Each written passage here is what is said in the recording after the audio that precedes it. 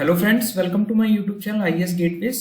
MP PEB junior engineer civil 2020 का जो exam हुआ था 7 नवंबर इवनिंग शिफ्ट में, उसमें कुछ क्वेश्चंस स्टूडेंट्स ने मुझे शेयर किए हैं, जिनको मैं आप ब्रीफ में डिस्कस कर लेता हूं कि आपको ऑब्जेक्शन रेज करने की जरूरत है या नहीं है। क्वेश्चन नंबर 150 है कि हमारा प्रेसिपिटेशन और इवापोरेशन के लिए जो सोर्स ऑफ एनर्जी है वो क्या होती है।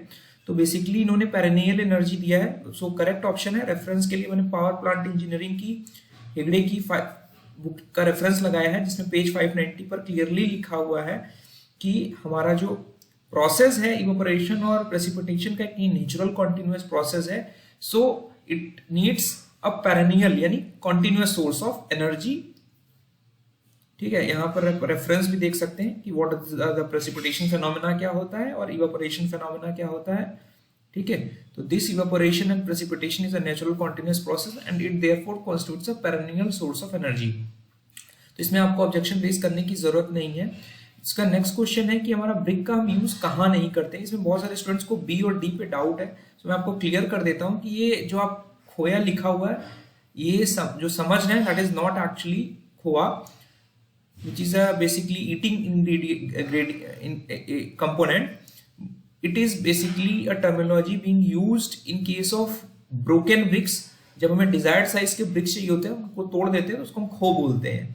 तो ये रेफरेंस के लिए इंट्रोडक्शन ऑफ सिविल इंजीनियरिंग की पेज 58 की बुक है, राजेश कुमार 2020 एडिशन की। इसमें आप देख सकते हो, यहाँ पर क्लियरली इन्होंने मेंशन किया है कि bricks are used for construction of bridges, construction of walls, construction for paving and road bricks, ornamental works, and they are used for making kho, and these kho are broken bricks of required size to use as an aggregate in the concrete. तो basically जो bricks का छोटे टुकड़े हैं desired sizes के, जो आप कभी कभी फ्लोरिंग के नीचे भी यूज कर लेते हो, फ्लोरिंग का जो बेस बनाने के लिए उसके लिए भी यूज कर सकते हो। आप जो कंक्रीट कर रहे हो उसमें भी आप जो लीन कंक्रीट है उसमें यूज कर सकते हो। ठीक है, they can also be used for manufacture of सुर्की, which is also a powdered brick का फॉर्म है सुर्की, जो कि हम लाइम प्लास्टर या लाइम कंक्रीट में यूज कर सकते हैं। तो इसमें भी आपको ऑब्जेक्शन रेज करने की जरूरत नहीं है।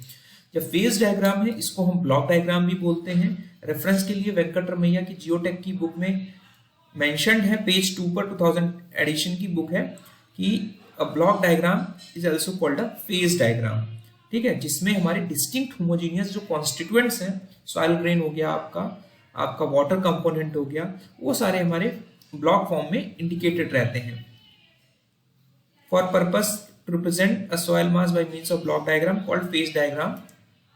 तो इसमें भी आपको ऑब्जेक्शन नहीं रेज करना है। इस क्वेश्चन में बहुत सारे स्टूडेंट्स को डाउट है, बट इसका डायरेक्टली आपको बुक में कहीं पर ये फॉर्मूला नहीं मिलेगा, बट जो स्टैंडर्ड फॉरेन राइटर की बुक्स हैं वहां पर अगर आप जाकर देखोगे तो जो इम्पोज्ड लोड है उसके अकॉर्डिंगली जो सेल्फ वेट हमारा लिया गया है वो अप्रोक्सीमेटली 300 के अराउंड आता है। सो इसका मैं आपको डायरेक्टली लिखा हुआ रेफरेंस नहीं दिखा सकता, but you can go to any foreign writer book जहां पर आपको ये रिलेशन आप नियर अबाउट एस्टेब्लिश कर सकते हो कि हमारा जो सेल्फ वेट है वो जो भी हमारा इम्पोज लोड लाइव लोड आने वाला है स्ट्रक्चर पे,